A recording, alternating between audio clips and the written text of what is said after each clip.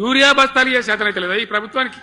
Urea బస్తాలు రాబాయి అంటే app పెట్టినే ఉంటాడు. దుకాణంలో లేకపోతే యాప్లకి వెళ్తాయా? ఈ దమ్ముంటే తెచ్చి దుకాణంలో పెట్టాలి కానీ ఆ యాప్లు పట్టుకొని తిరిగితే కాళ్ళకు బాబులు వస్తాయి. బస్తాలు మాత్రం దొరుకుతలేవు. నిజమేనా నేను చెప్పేది? యాడ చూసిన ఎరువు బస్తాలు కూడా శాతం కాదు ఆఖరికి. అంతకుముందు కాంగ్రెస్ గవర్నమెంట్ ఉన్నప్పుడు అట్లే ఉండే. పోలీస్ స్టేషన్లో పెట్టి అమ్మిండ్రు యూరియా బస్తాలు. ఇయ్యాల మళ్ళా చెప్పుల లైన్లు, కాళ్ళకు వాపులు రావాలి. ఆటో రిక్షానికి చెప్తే 10 బస్తాలు వేసుకోవాలంటే పొలం కాడ వచ్చి ఎత్తుండే. ఇలా యూరియా కోసం ఇంత బాధన. ఇది ఎంత అసమర్థమైన ప్రభుత్వం, ఎంతగాని శాతగాని ప్రభుత్వం.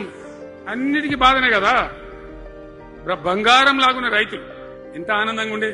వానాకాలం పంటలు పండితే తడిసిన ధాన్యం కాడికెళ్ళి కొని మొత్తం బ్రహ్మాండంగా రైతులకు డబ్బులు బ్యాంకులు వేసేది, మధ్య దళారు లేకుండా. మా గంగుల కమలాకర్ వేసేది, చేయి మీద కూర్చున్నాడు సివిల్ సప్లైస్ మినిస్టర్ గా, కొట్లాడి తీసుకుపోయి వేసేది. రైతులకు ముందుగా పోవాలి, వాళ్ళు పోయి మళ్ళీ సెకండ్ పని చేసుకోవాలి. ధాన్యం అమ్మిన డబ్బులు వచ్చేది, ఇటు రైతు బంధు పైసలు వచ్చేది.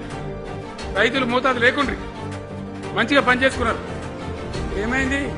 ఎరువు అనే యాప్, రైతు బంధు కోసం ముగ్గులు చూడాలి. అది నెలపై ఎకరానికి వస్తుంది. జగిత్యాల కేసీఆర్ సభ అంటే మళ్ళీ ఇలా పైసలు విడుదలన్నాడు. రైతు బంధు రావాలంటే మళ్ళీ సభ పెట్టనయింది.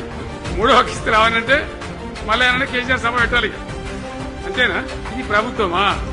75,000 కోట్లు ఇచ్చినాం మనం రైతులకు. 75,000 కోట్లు, 73,000 కోట్ల పైచీలకు డబ్బులు అనాయాసంగా సునాయాసంగా రైతు ఖాతాలకు పంపించారు. ఇప్పుడు ఏం రోగం వచ్చింది, ఏం బీమారి వచ్చింది అంటే ఇంకో మాట మీరు నాకు చెప్పాలి.